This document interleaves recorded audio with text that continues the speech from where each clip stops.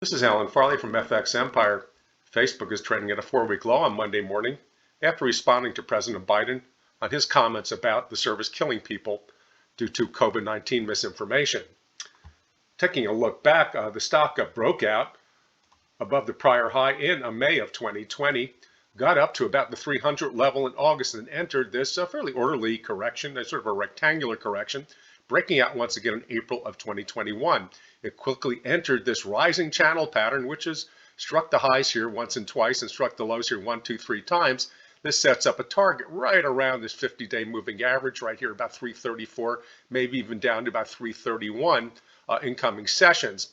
Now, as you can take a look at on-balance volume, the stock has never exceeded the September peak during this current rally right here. In fact, this came up to that peak in April and pulled back, came back up to it again in June and pulled back.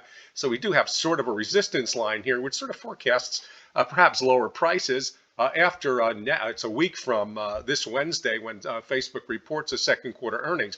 Now, it is exposed to lower prices during that earnings report because engagement has tended to drop at social media platforms since the election of President Biden, sort of exhausting the United States of reading political information. So there is that possibility that ad revenue and usership or daily average users will not reach the goals or expectations. So we do have to watch. I do think this controversy is going to blow over as all the other political controversies with Facebook have. It's sort of a contentious issue, but it's very hard for either side to prove that they're right or wrong. So it's probably just a whole lot of smoke, but not too much fire.